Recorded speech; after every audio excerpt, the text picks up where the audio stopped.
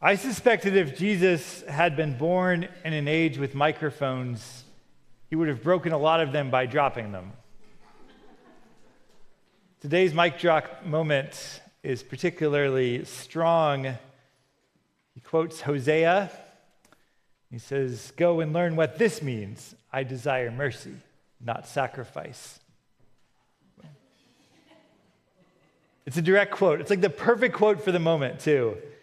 A moment in which Jesus has been accused of loving rather than judging, forgiving rather than condemning. The quote is the words of God in the prophet Hosea. We read the Hosea verse. It is the last verse in your reading. For I desire steadfast love and not sacrifice. Maybe like steadfast love and mercy, those are different words. Like they're the same word in Hebrew. It's chesed. All right, so Jesus quotes this line. And I know that like Jesus, we all quote Hosea all the time. Or we would if we knew where to find it. But I imagine Jesus dropping that line into conversation and then taking a sip from his wine glass, staring him down, or popping an olive in his mouth. Sometimes we need to imagine a baller Jesus. Remember that Jesus could be like a real bad donkey. Sometimes we forget what a cool guy he could be. He was a good hang. Today, our gospel reading was one of those days. He was hanging with Matthew, who as a tax collector maybe wasn't exactly cool, or if he was, it was in a very Godfather sort of way. I know The Chosen, if you've seen it, it makes him out to be like a mousy, kind of fearful kind of guy. Maybe. I don't know. He had a nice media room. A bunch of other tax collectors and sinners, they came to the party too. And look, if I, as a religiously serious young person, if I learned one thing, it's that sinners were pretty cool. Right? And then in rolls a herd of Ned Flanders characters. You know the real nerdy religious guy from The Simpsons? The Pharisees. The Pharisees are known in the Bible for being all concerned about their tassels and their ceremonial robes, which sounds all exotic to us.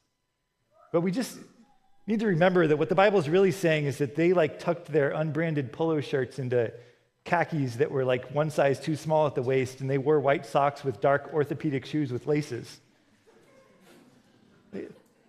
And these fools, they roll up to Jesus, his disciples, and they're like, "Your religious leader must not be very religious, huh? Because he's hanging out with these people." So they're pretty cool.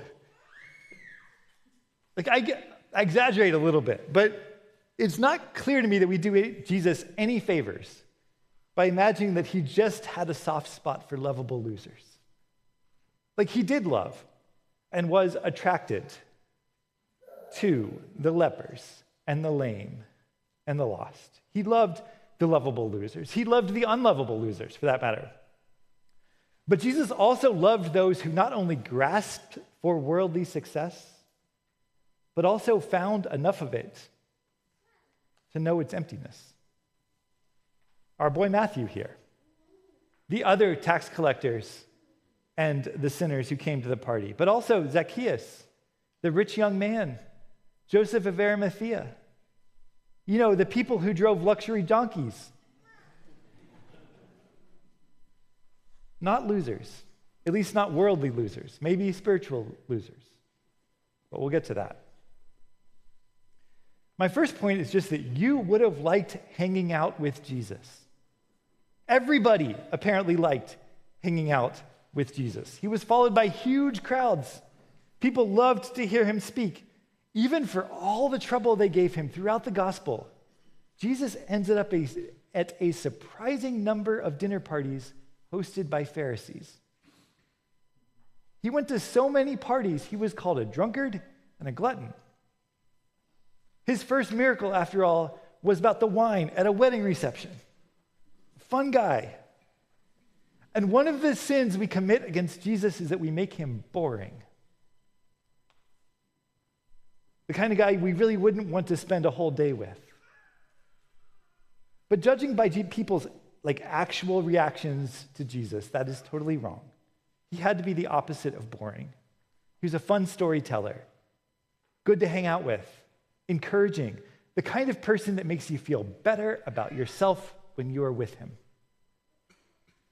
And then leaves, and you want to become more of the best part of you that he brought out. That's the kind of Jesus who sat at dinner in the house with the many tax collectors and sinners, as the gospel says, except that we know he didn't sit.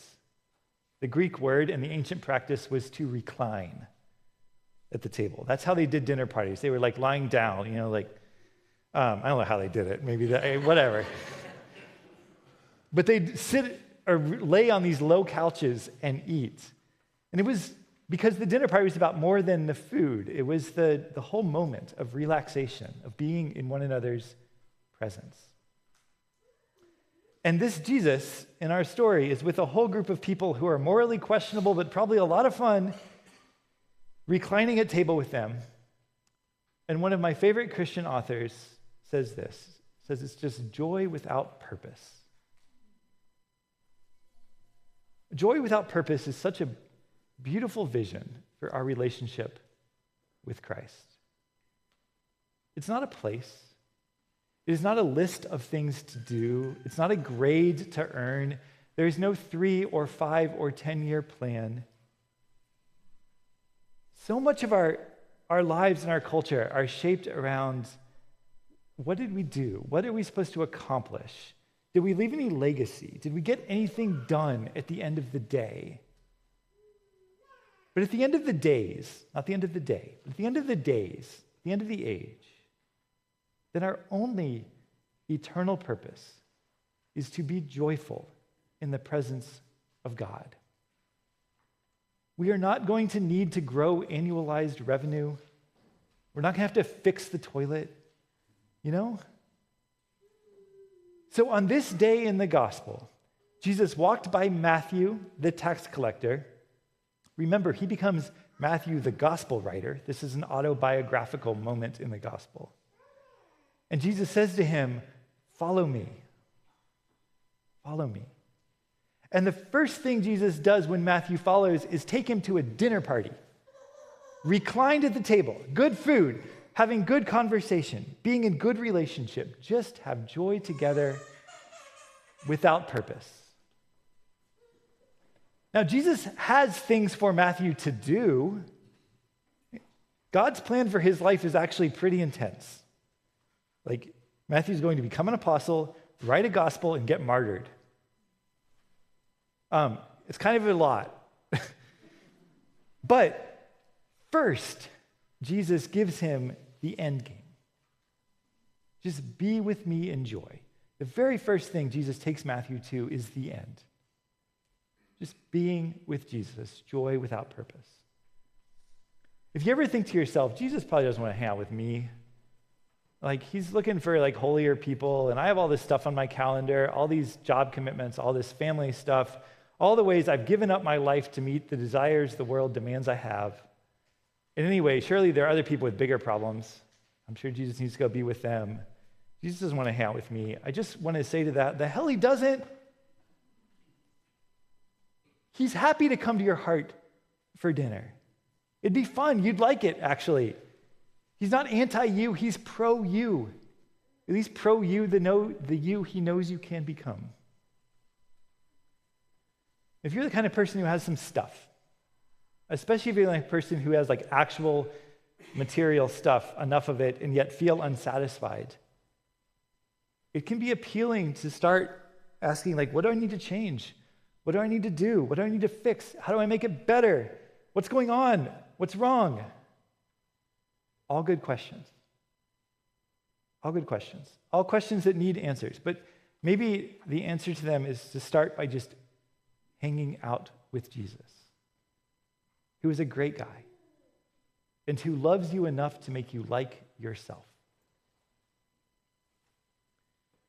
Since we don't get to lay on the couch with Jesus and eat lamb stew and pop olives in our mouth, how are we going to do it? How are we going to hang out with Jesus? Well, some of these are very obvious, right? But like read scripture. But read it like a conversation, or like it's a novel, or like it's a story. Like it is not, believe it or not, it is not the subject matter for a standardized test later. It's just not. It's a way of getting to know God and Jesus Christ. Pray, of course. But pray with long stretches of prayer that aren't for any other purpose than being with God. And I say this because I know it's true, not because I'm particularly good at it. Like, it's the hardest part of prayer for me. Like, I have stuff to get done. And at least asking God for things feels like I'm accomplishing something. Like I can go through the list and check them off. But just being with Jesus, yet remember, like, joy without purpose is the end game. Find the places in God's created order. I don't mean like the created order mediated through our screens, but like the actual thing out there where you find joy. Through him, through Christ, it was all created. From the mountain vista to the sound of the falling rain to the breeze across your cheek. Through Christ, it was all made, and we can still find him there. Meet Jesus in the sacraments. Like, we don't get to lie at the little couch and eat the lamb stew, but we do get to come to the table with Jesus. Don't lie down, actually, if you come up here. Right? But you can come up here more or less aware of who is hosting the feast with the capital W. It's possible to come up here and ignore the host at all. It is. You've probably done it. I've probably done it. Right? But come up here intending to hang out with the host. And then keep your ears open while you're in your tax booth, whatever your tax booth is. That's where Matthew first heard, "Follow me." It wasn't at church. It wasn't at synagogue. It wasn't in his quiet time, but it was in his job full of moral compromises. Jesus met him there. He's not boring. He's fun to hang out with. And he's willing to hang out with you despite, well, whatever it is for you. You know, when the Pharisees question why Jesus is hanging out with these people, Jesus does not dispute the religious leaders' characterization of them. They are sinners. He is not there to be their cheerleader. Like, go you, you're doing great. Like, they're not doing great. They are sick. They need healing. They need the physician's help. After all, that is why Jesus is there. That's also probably why we're here today, trying to get in to see the doctor. But Jesus knows the Pharisees' tools of social isolation and guilt and condemnation, they won't work. A physician will not treat many patients if he refuses to be with sick people. Along the lines of physicians, Mary Poppins had a technique for making the medicine go down. You may have heard of it. A spoonful of sugar makes the medicine go down. The Pharisees, though, they're just determined to just wedge that mouth open and just shove it in there. They're like, give him the cod oil, Jesus. But Jesus is a little more like Mary Poppins. Like, hanging out with Jesus makes the medicine go down. And I guess then my advice is this: try the sugar. Especially if you've been trying to get the cod liver oil that your life needs and it just won't stay down. Try the sugar.